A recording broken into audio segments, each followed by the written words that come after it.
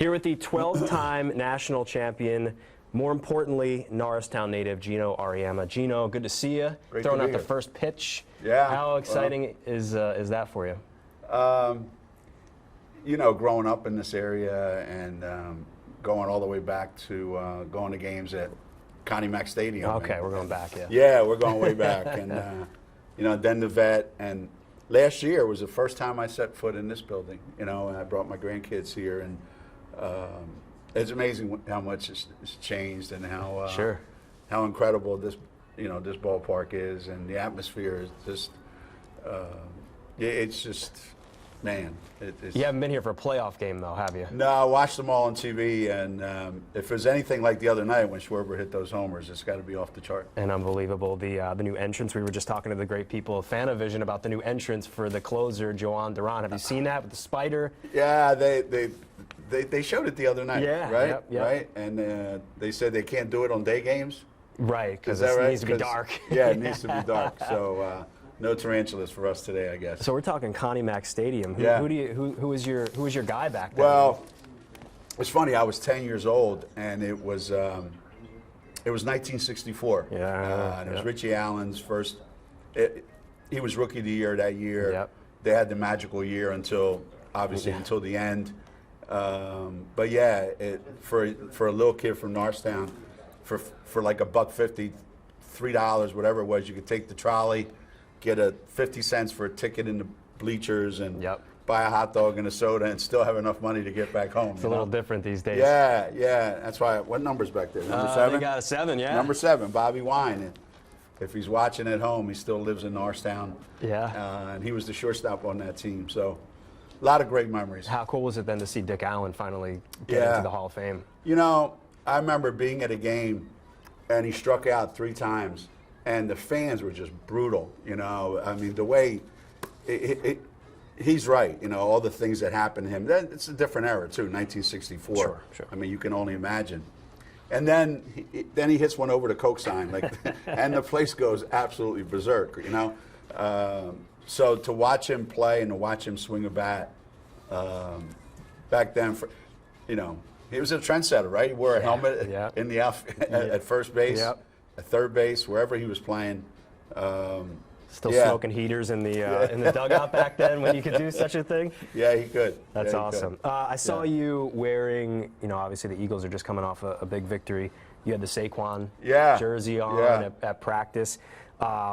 Does your schedule allow for you to have time to sit down and watch games on Sundays? Yeah. Oh yeah. You make sure of it. Not all the time, but luckily, you know, they're so good. They have a lot of night games. Yeah, that's true. true. So we get to check on them.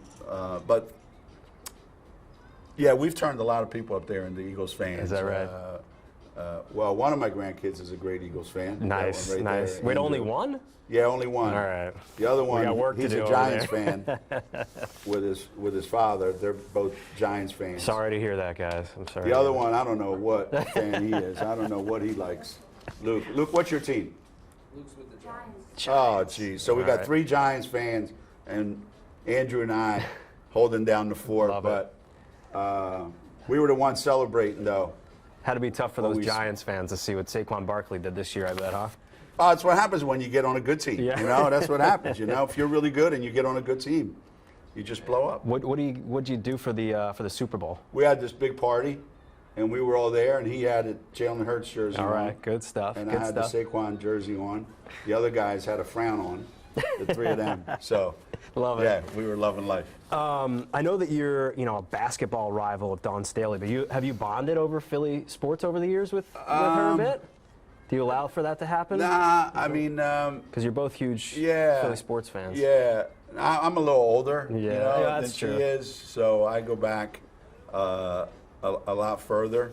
But it's crazy to see how many, you know, not just Dawn, but how many, you know, Muffet McGraw, like how many coaches have come out of this area. You almost wonder how could that possibly be with this area just spawning so many great coaches. Well, you mentioned Connie Mack. Yeah. What are your favorite Eagles memories from back in the day? My favorite Eagles memories? Man, it goes all the way back to just when I came to America. Man, Chuck McNarick was still playing. They were playing at Franklin Field. Yeah, yep. Back then, right? What year was that? What year did you come? 1961. Okay, so yeah, they were still there. And they had just won the title in 1960. Okay. Right? Yep. But then I snuck into the vet. You know, if anybody was there, any of the security guys, I'm sorry, but they were playing the Cowboys for the NFL championship, for the NFC championship to go to the Super Bowl. Yep. They're playing the Cowboys, cold, and Wilbur Montgomery had like a day for the ages, and we waited until the game started. All the Yellow Jackets, the security guys went inside. They weren't paying attention. Me and a couple other guys, we got in, and we just kept moving around the stadium, stay one step ahead of the posse. Heck yeah. And that was probably, you know, one of the most memorable experiences ever, because that was the first Super Bowl that, you know, we went to, and, you know, obviously we lost to the Raiders, but no, that's my favorite Eagles moment. That's amazing. So 12-time national champion. You've been doing this a long time. Do you think about where you sit in history? Like, do you ever let yourself look at it from that perspective of being one of the greatest of all time? I don't know. I don't think about it. People remind you of it sometimes, but like I still have a problem calling coaches by their first name. You know, like I'm always so in awe of those people that are Hall of Famers that have done things that, you know, for people to say that you're in that world, right. It doesn't resonate with me yet. Maybe it will when I'm finished, you know, but right now it crosses your mind like that much. Sure. Only because of people like me bringing it up, right? Yeah. Yeah. It's only when people start spouting out stats and numbers and all that stuff that you just kind of shake your head, and you almost feel like I'm not the best coach that I know growing up, you know. So how did I get into this spot? Sure. So how fortunate I am, but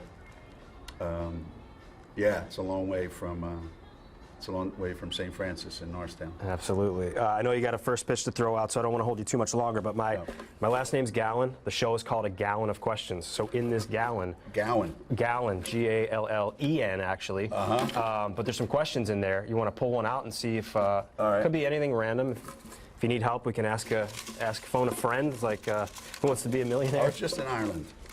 Yeah? Yeah. Where'd you golf go? over there in May. Okay. That's where my people are from. What do you love about Norristown, PA? That it wasn't Bridgeport. For everybody We can living keep there. that in. I think. I love the fact that we were big enough to not be like a small little town. Sure. But not so big, and that you could walk. You know, even when I was 10, 11. That you could walk anywhere in town and feel like, you know, you would be okay. Sure. Would you rather have played quarterback for the Eagles or been the starting pitcher for the Phillies? Oh, starting pitcher for the Phillies. That was 100%. That was that the dream? Was baseball the dream? Yeah. Baseball was always. We had a couple of really good players on our team, and we had a couple scouts that come and watched, and I don't think any of them were overly impressed. It turned out all right. The ball. Favorite all-time Philadelphia athlete? Oh, man. I know. Well, back then, growing up, it was probably Mike Schmidt. Yeah. Yeah. Nothing wrong with that Our answer. first season tickets when I was like 18 or 19 were right across the third base, right from the third base line. That was the first time. Gotta love that. How excited should Philly be about the new WNBA team? Well, I hope they're real excited. I mean, there seems to be a lot of excitement around the country. And this is basketball, you know, capital of the world, except for UConn. Sure. They'll be looking for a coach, too. Yeah. Just saying. Finish the sentence. Paige Beckers is blank. Paige Beckers might be the best guard in the WNBA right now. I think you might be right. Didn't take very long, did it? No, it didn't take very long. Didn't take very long. I'm sure that brings you great pride. All right, you and I are both Westchester graduates. Get out. Yeah. Is that right? Yeah. Small world. Different year. Different course. year, obviously. Yeah. What's your favorite thing about Westchester? My favorite thing about Westchester, I got to meet a lot of great friends there. Yeah. Unfortunately, a lot of them were from LaSalle Prep, so that didn't enhance any of my life. But you're willing to the look fact past that Bruce Springsteen played there before he became famous. Is that right? Yes, you he were did. there. Well, yeah, guy walks in the bar. Yeah, sounds like a joke, right? Guy walks in the bar and says, "You want to go to a concert?" I go, I don't know who's playing. He goes, "This guy, Bruce Springsteen, and some E Street band." "How much are the tickets?" He goes, $2. I said, "Nah, I'd rather stay here and have a couple of beers with my buddies." 3 months later, he's like on the cover of you made the Time right magazine. choice. Yeah. $2. Can you see $2, Bruce right? for $2 $2 these days? Which title is the most special? Is it one? Always the first one, probably. Sure. Always the first one. I got a couple more. Let's see if we can clear them out. For Geno, last show you binge watched. Are you a binge watching? Yeah, I love binge watching. I saw a really good one recently. Department Q. Never heard of it. Yeah, it's what is it about? Pretty dark. Dark one? not bad dark, but yeah, it's got some interesting stuff. Let's go Department dark. Q. Favorite Jersey Shore town? Avalon, New Jersey. Avalon, New Jersey is a good choice. Yeah. Good meal down there. You can have fun. Yeah. All right, last one. Favorite restaurant in Philly? Oh, in Philly. You come into town. Where are you going? I used to go to a place called Panorama, right underneath the Ben Franklin Bridge. Yeah. Yeah. The wine bar. Guy from guy from actually our hometown in Italy opened that place, but I don't know that it's still open anymore. I'm not sure. But I have an old gift card from there I never used. I should look that. Yeah. Go grab that. Yeah, you should check that one out. Great answer. Geno Auriemma. Thanks, man. Great to meet you. Thank you so much. Appreciate it. Cool.